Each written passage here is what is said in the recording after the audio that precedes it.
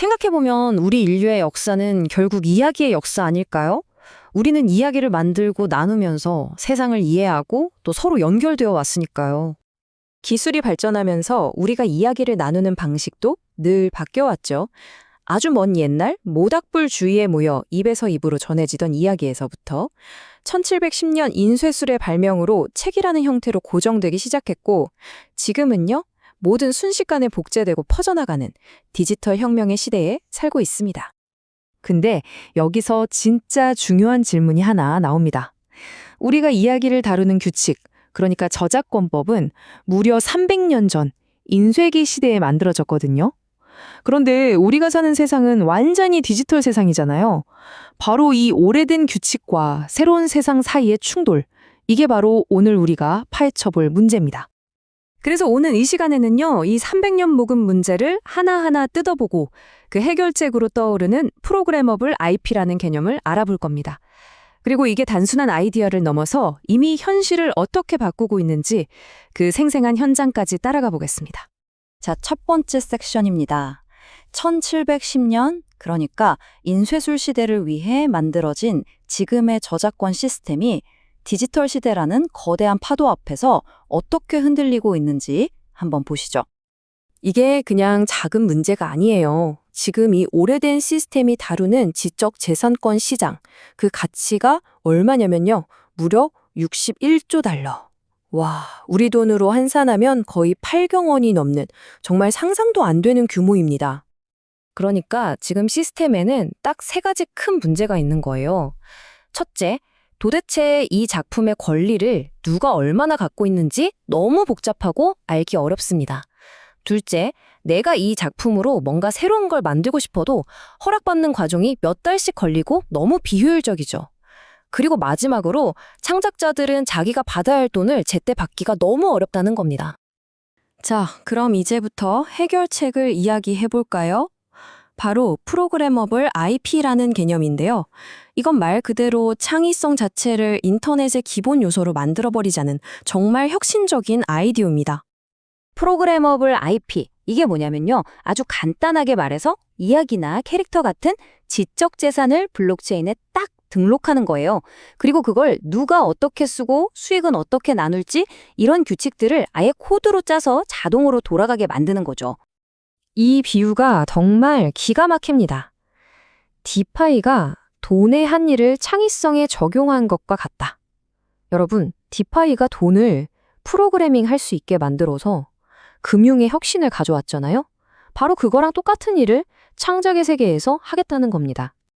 자, 예전에는 어땠는지 한번 보세요. 완전 직선적이었죠. 원작 소설이 하나 나오면 그걸로 영화 만들고 또 속편 만들고 딱 정해진 길로만 갔어요. 그런데 이제는요, 완전히 달라요.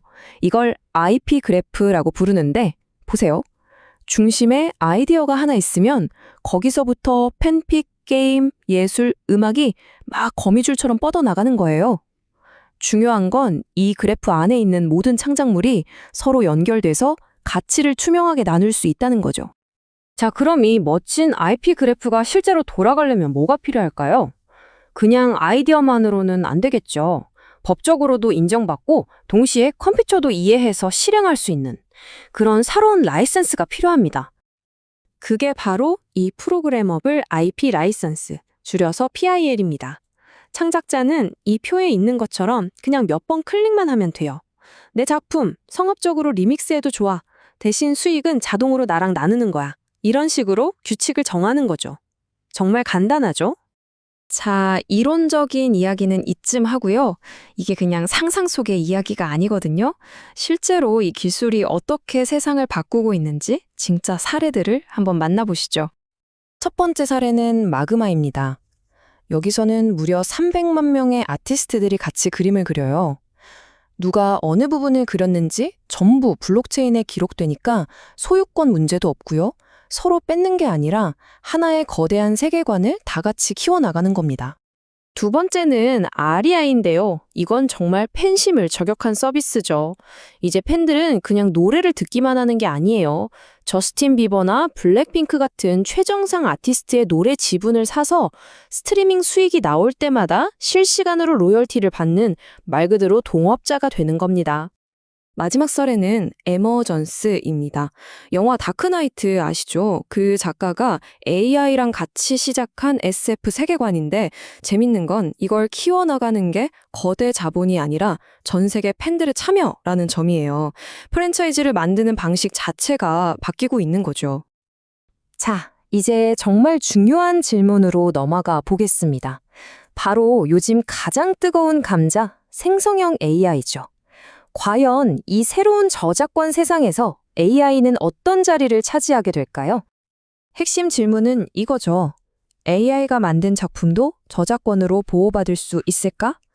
기술과 법이 정면으로 부딪히는 지점입니다. 미국 저작권청이 내놓은 가이드라인을 보면 기준이 꽤 명확해요. AI가 혼자 똑딱 만든 건 저작권이 없어요. 하지만 인간이 AI 결과물을 독창적으로 고르고 배열하거나 아주 많이 뜯어고치면 그때는 저작권을 인정해준다는 겁니다. 결국 아직까지는 사람의 창의적인 손길이 가장 중요하다는 거죠. 바로 이 지점에서 블록체인이 다시 한번 등판합니다. 창작 과정에서 사람이 언제, 어떻게 개입했는지를 전부 투명하게 기록해서 이건 사람이 한 창작이 맞다는 걸 기술적으로 증명해주는 일종의 창의성 증명서 역할을 하는 거예요. 자, 이제 마지막 장입니다. 지금까지 나온 이야기들을 모두 모아서 창의성의 미래가 어떻게 펼쳐질지 그 거대한 그림을 한번 그려보겠습니다. 가장 핵심적인 변화는 바로 이겁니다.